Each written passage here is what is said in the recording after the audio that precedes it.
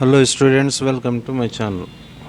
So ఈరోజు మనం C లాంగ్వేజ్లో ఉన్న ప్రోగ్రామ్ స్ట్రక్చర్ ఏ విధంగా ఉంటుంది, లేదా సి లాంగ్వేజ్లో వచ్చేసి ఒక ప్రోగ్రాంలో ఏమేమి ఇంపార్టెంట్ పాయింట్స్ ఉంటాయి, వాటిని ఏ విధంగా మనము రాయగలము, లేదా ఒక సి ప్రోగ్రామ్ని మనం ఏ విధంగా సి కంపైలర్కి అర్థమయ్యే విధంగా రాసుకుంటాం. సో ఇప్పుడు మీరు స్క్రీన్ పైన గమనిస్తే the first line is starts with slash ఆస్ట్రిక్తో స్టార్ట్ అయ్యి దేంతో ఎండ్ అయింది, ఇది ఆస్ట్రిక్ స్లాష్తో ఎండ్ అయింది. సో దేర్ మీన్స్ వీటిని కామెంట్ లైన్ అంటాం. ఏ లైన్స్ ఇవి మనకి? Comment lines. కామెంట్ లైన్స్ మనం ఈ ప్రోగ్రామ్ ఎందుకు రాస్తున్నామో చిన్న చిన్న నోట్స్ రాసుకునేదానికి వీటిని ఉపయోగించుకుంటాం. And it is an optional case. మనకు అవసరం ఉన్నప్పుడు మాత్రమే ఉపయోగించుకుంటాం, ఒకవేళ అవసరం లేకపోతే యూజ్ చేయము. And next comes the header files. And ఈ కామెంట్ లైన్స్ వచ్చేసి మనం ప్రోగ్రాంలో ఏ ప్లేస్లో అయినా రాసుకోవచ్చు. ఫర్ ఎగ్జాంపుల్ ఇది ఏమీ మనకు అర్థం కాలేదు, సో ఇక్కడ కూడా మనం ఏం చేసుకోవచ్చు, ఇక్కడ స్లాష్ ఆస్ట్రిక్ రాసేసి సో హెడర్ ఫైల్స్ అని ఈ విధంగా మనం రాసేసుకోవచ్చు. ఎనీవే ఏ రకంగా అయినా మనం వీటిని ఉపయోగించుకోవచ్చు, ఎన్ని చోట్లైనా వాడుకోవచ్చు. సో ఇప్పుడు సి కంపైలర్లో వచ్చేసి ఇప్పుడు వస్తున్న కంపైలర్స్లో there are 2 types of comments వస్తున్నాయి. అందులో సింగిల్ లైన్ కామెంట్ ఒకటి, మల్టిపుల్ లైన్స్ కామెంట్స్ ఒకటి. సింగిల్ లైన్ కామెంట్ వచ్చేసి డబల్ స్లాష్తో స్టార్ట్ అవుతుంది. అది ఏ విధంగా అంటే ఈ విధంగా డబల్ స్లాష్తో స్టార్ట్ అవుతుంది అండ్ నో ఎండింగ్.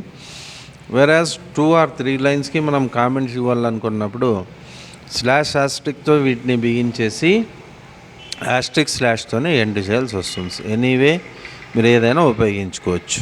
సో ఇది about comment lines. And next దాని తర్వాత వచ్చేసి హ్యాష్ హెడర్ ఫైల్స్.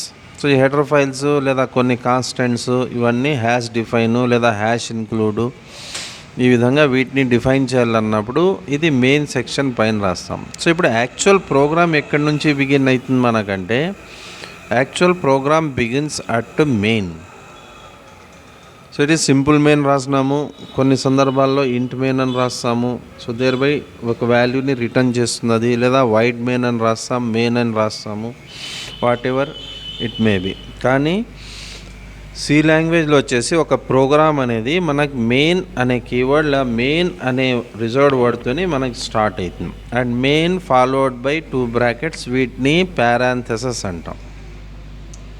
అంటే దాని తర్వాత వచ్చేసి యాక్చువల్ ప్రోగ్రామ్ ఏదైతే ఉందో ఆ ప్రోగ్రామ్ అంతా మనం ఈ ఫ్లవర్ బ్రాకెట్స్ మధ్యలో పెడతాం. So it is starting flower bracket, ending flower bracket. So ఈ starting flower bracket, ending or curly braces అని కూడా వీటిని మనం చెప్తాం. Okay, each and every main program ఏదైతే ఉందో మెయిన్ ప్రోగ్రామ్ తర్వాత వచ్చేసి మనం పారాంథసిస్ రాస్తాము. అంటే దాని తర్వాత వచ్చేసి యాక్చువల్ ప్రోగ్రామ్ ఏదైతే ఉందో అది curly braces or flower braces మధ్యలో మనకు ఉంటుంది. అంటే దాని తర్వాత ఒకవేళ మీ ప్రోగ్రాంలో వేరియబుల్స్ ఏవైనా మీరు డిక్లేర్ చేసుకోవాలనుకున్నప్పుడు మరి ఫస్ట్ లైన్స్లోనే వీటిని ఏం చేసుకోవాలి, మనం డిఫైన్ చేసేసుకోవాలి, వేరియబుల్ డిక్లరేషన్స్. అంటే దాని తర్వాత వచ్చేసి ప్రోగ్రామ్ స్టేట్మెంట్స్ లేదా ప్రోగ్రామ్ ఎక్స్ప్రెషన్స్ లేదా the lines which are understandable by C compiler, వీటిని ప్రోగ్రామ్ స్టేట్మెంట్స్ అని చెప్తాం. అండ్ లాస్ట్లో వచ్చేసి కర్లీ బ్రేసెస్ని మనం క్లోజ్ చేయాలి. నెక్స్ట్ ఇక్కడ ఈ మెయిన్ లోపల మనం ఏవైతే స్టేట్మెంట్స్ రాస్తామో వీటికి మ్యాక్సిమం వచ్చేసి మనకి each and every line must be terminated with a semicolon అంటాం. లాస్ట్లో ఏముండాలి మనకి, ఇక్కడ సెమీకోలాన్ అనేది మస్ట్ అండ్ షుడ్. ఒకవేళ మనం సెమీకోలాన్ ఇక్కడ రాయకపోతే సో ఇట్ ఈజ్ మనకు వచ్చేసి ఎర్రర్ వచ్చేదానికి అవకాశాలు ఎక్కువ ఉంటాయి. సో ఇది simple C structure. So C స్ట్రక్చర్లో వచ్చేసి స్టార్టింగ్లో header file, those are optionals. కానీ మెయిన్ ప్రోగ్రామ్ ఎక్కడి నుంచి బిగిన్ అవుతా ఉందంటే మనకు మెయిన్ ఎక్కడైతే ఉంటుందో అక్కడి నుంచి మెయిన్ ప్రోగ్రామ్ బిగిన్ అవుతుంది. ఓకే, ఇది కొంచెం గుర్తుపెట్టుకోండి. ఇప్పుడు మనము సో ఈ ప్రోగ్రామ్ సింపుల్ ప్రోగ్రాముని ఒక్కసారి మనం గమనిస్తే the simple program, so it is ఒక లైన్ని ఏ విధంగా మనం ప్రింట్ చేసుకోవచ్చు అనే దానికి ఆన్లైన్ సి కంపైలర్స్ మనకు చాలా ఉన్నాయి. వీటిలో ఆన్లైన్ సి కంపైలర్ అని మనం ఏదో ఒకటి మీరు తీసేసుకోండి. ఇప్పుడు ఈ ఆన్లైన్ సి ప్రోగ్రామ్ కంపైలర్ వచ్చేసి ఒక చిన్న ఎగ్జాంపుల్ కింద మనం ఒక ప్రోగ్రామ్ ఇక్కడ ఉంది ఆల్రెడీ.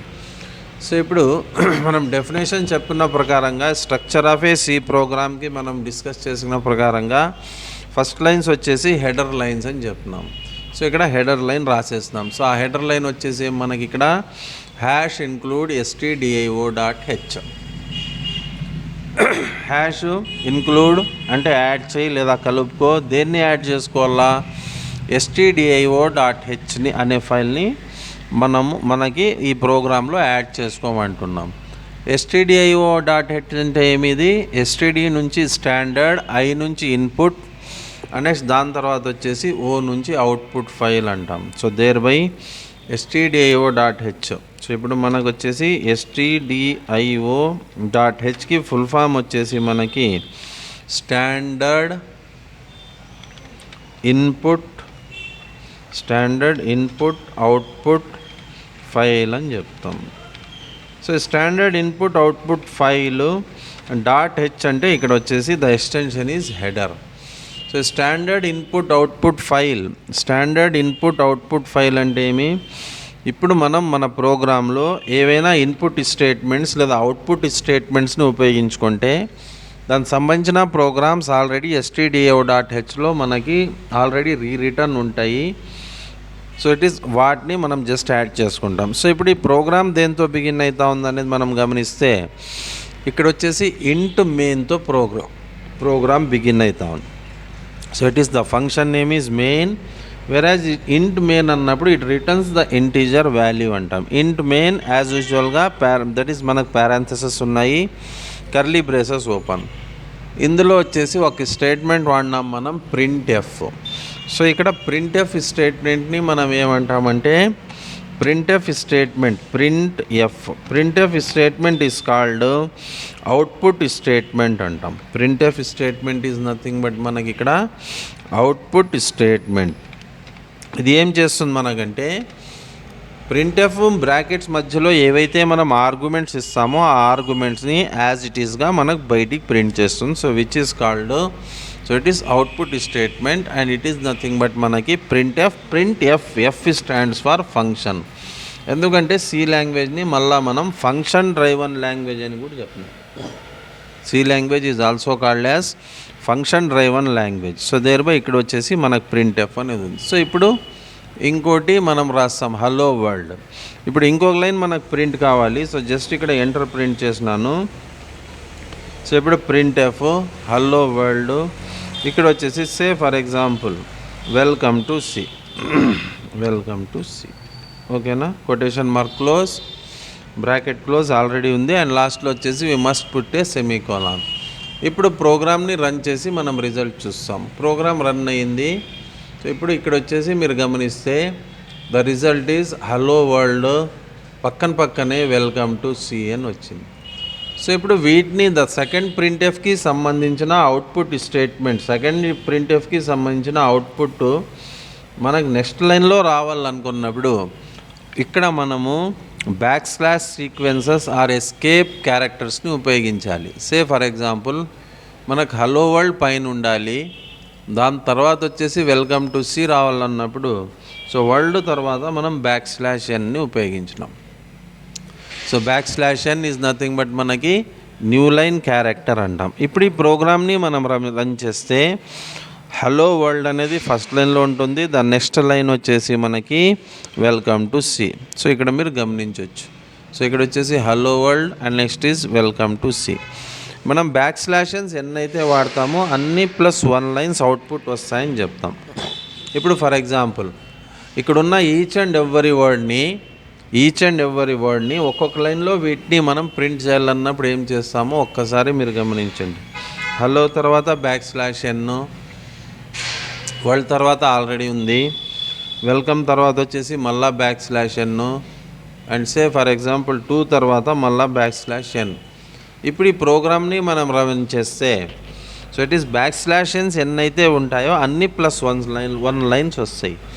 ఓ \n టోటల్ ఎన్ని ఉన్నాయి మనకి ఇక్కడ 4. So 4 + 1 it is nothing but 5 lines output రావాలి. చూస్తామా ఒకసారి.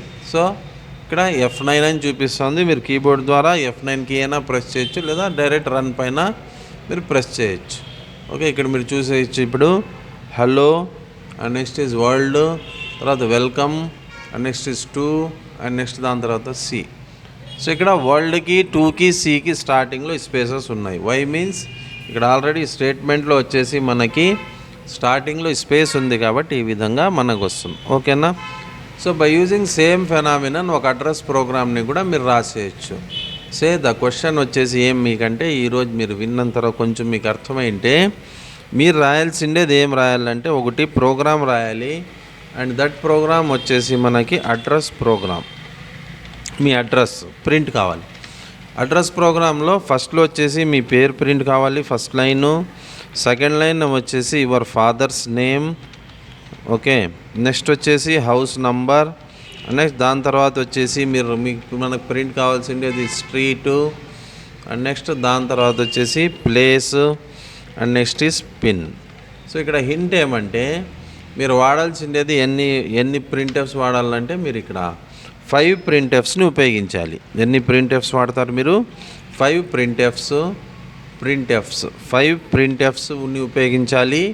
అండ్ అవుట్పుట్ వచ్చేసి మనకి ఎన్ని లైన్స్ రావాలి? 1 2 3 4 5 లైన్స్. ఫస్ట్ లైన్లో యువర్ నేమ్, సెకండ్ లైన్లో వచ్చేసి యువర్ ఫాదర్స్ నేమ్, థర్డ్ లైన్లో వచ్చేసి మనకి ప్లేస్, అండ్ దాని తర్వాత వచ్చేసి పిన్ను, స్ట్రీట్. ఈ విధంగా మనకు ప్రింట్ కావాలి. సో టోటల్గా వచ్చేసి 5 ప్రింట్ఎఫ్స్. సో ఇప్పుడు మనం గమనిస్తే ప్రింట్ఎఫ్ని ఓన్లీ ప్రింట్ఎఫ్ని మనం ఉపయోగిస్తే ఇది మనకు రాదు. ప్రింట్ఎఫ్తో పాటు మనం ఏం చేయాలి? ఇక్కడ ప్రింట్ఎఫ్తో పాటు మనం వచ్చేసి దేన్ని ఉపయోగించాలి? ఇక్కడ ప్రింట్ఎఫ్తో పాటు వీ హ్యావ్ టు ఎంటర్ 5 ప్రింట్ఎఫ్స్తో పాటు మనం బ్యాక్ స్లాషన్స్ని ఏం చేయాలి? ఇక్కడ ఉపయోగించాలి. ఓకేనా? కరెక్ట్. Thank you.